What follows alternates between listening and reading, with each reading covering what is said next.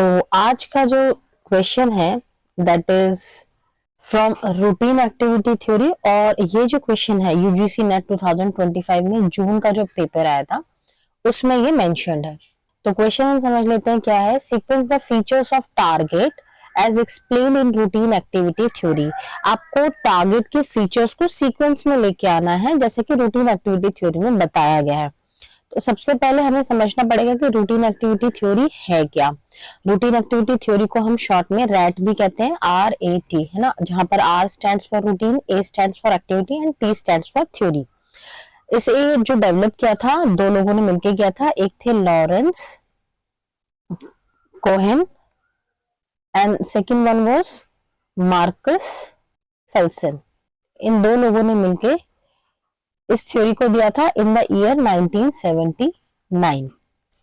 अब ये जो थ्योरी है वो तीन एलिमेंट्स की बात करता है कि कहीं पर भी अगर कोई क्राइम होना होता है तो एसेंशियल तीन एलिमेंट्स हैं जिसकी वजह से अगर ये प्रेजेंट रहेंगे ये तीन एलिमेंट्स तो मोस्टली चांसेस हैं कि क्राइम हो सकते हैं।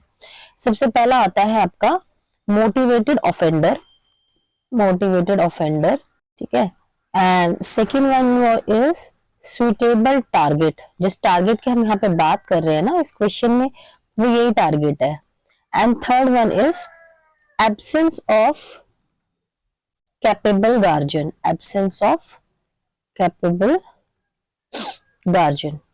कहीं कहीं पर आपको एब्सेंस ऑफ गार्जियन भी दिखेगा, बट जो अप्रोप्रिएट है that is absence of capable guardian, है। कैपेबल वर्ड इंपॉर्टेंट है, लेकिन कहीं कहीं पर किसी बुक्स में या फिर किसी भी नोट्स वगैरह में आपको ना एब्सेंस ऑफ गार्जियन भी दिखेगा, तो दैट इज फाइन। तो ये हमारे तीन एलिमेंट्स हैं जो कि बताते हैं कि अगर ये तीनों एलिमेंट्स प्रेजेंट है तो जरूरी मतलब बहुत ज्यादा चांसेस हो जाते हैं कि क्राइम जो है हो सकता है। अब हमें यहाँ पर ये जो हम सुटेबल टारगेट की बात कर रहे हैं इसमें किसी ऑफेंडर के लिए वो सुटेबल टारगेट कब होगा वो हम कैसे डिसाइड करेंगे। तो उसके लिए ना सीक्वेंस होता है, कुछ चीजें देखी जाती हैं प्रायोरिटी पर और कुछ चीजें होती है जो लेस प्रायर होती हैं। तो ये वो 4 चीजें हैं जैसे कि इनर्शिया, विजिबिलिटी, वैल्यू, एक्सेस। तो इसमें देखा जाता है कि पहले कौन सी चीज को हम प्रायोरिटी पर रखेंगे। तो इसके लिए एक एक्रोनिम है याद करने के लिए, दैट इज वाइवा, VIVA। तो जिसमें जो पहला V है that is for value, that stands for value.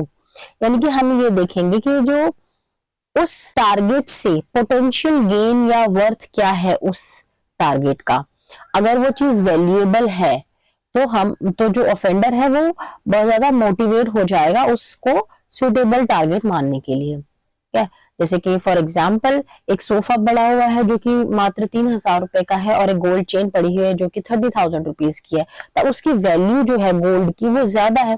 तो यहाँ पर जो वो गोल्ड चेन है वो एक सुटेबल टारगेट हो जाता है सोफा के कंपैरिजन में, ठीक है। तो that is value. Second one is I, that is inertia, ठीक है। तो इनर्शिया क्या होता है कि हम जो ऑफेंडर होता है वो ये चीज को कंसिडर करता है कि कितना इजी है उस चीज को मूव करवाना। अगर वो चीज बहुत ज्यादा भारी होगी तो वो उसे मूव नहीं करवा सकता। जैसे मैंने अभी आपको सेम सोफा और गोल्ड चेन का एग्जांपल दिया, तो देखो यहाँ पर उसकी वैल्यू भी ज्यादा है एंड सेकंड थिंग सोफा को मूव कराना थोड़ा मुश्किल है ना, और गोल्ड चेन को इजीली आप लेकर जा सकते हैं, मूव करवा सकते हैं। तो यहाँ पर हम ये देखते हैं जो इनर्शिया होगा वो लो प्रेफर किया जाता है। यानी कि इनर्शिया लो का ये मतलब होता है कि किसी चीज को हम ज्यादा इजीली मूव करा सकते हैं, और इनर्शिया हाई का मतलब ये हो जाएगा कि उस चीज को हम इजीली मूव नहीं करवा सकते। तो इनर्शिया में हम लो इनर्शिया को प्रेफर करते हैं। Next one is visibility. Visibility क्या होता है कि कितनी इजीली हम टारगेट को देख सकते हैं या लोकेट कर सकते हैं, हम मतलब ऑफेंडर, ठीक है। तो ये वाला जो V है दैट इज फॉर विजिबिलिटी। अब मान लेते हैं कि दो चीजें हैं, आपने एक को लॉकर में अच्छे से बंद करके रख दिया है और एक को खुले में रख दिया है।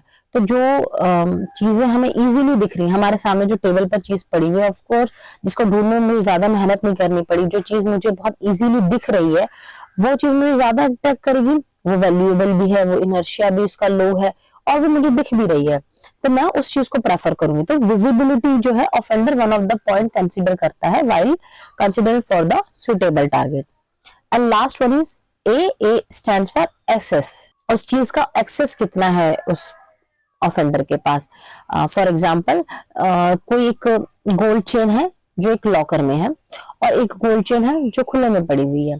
अब उस लॉकर को अनलॉक करना वो थोड़ा सा डिफिकल्ट हो जाएगा ऑफेंडर के लिए, तो वो क्या करेगा, जिस चीज को वो ज्यादा जल्दी पहुंच सकता है, जिस पर वो उसका एक्सेस इजी है, जिस पर रीच या जिसे पाना उसके लिए आसान है, तो पहले उस चीज को टारगेट करेगा। ठीक है, ये सारे पॉइंट जो है अपने प्रायोरिटी पर वो रखते हैं ना, कि पहले उसके वैल्यू देखते हैं, फिर उसका इनर्शिया देखते हैं, फिर उसकी विजिबिलिटी देखते हैं, लास्टली उसका एक्सेस देखते हैं। ठीक है, तो ये यही सीक्वेंस इसका रहेगा।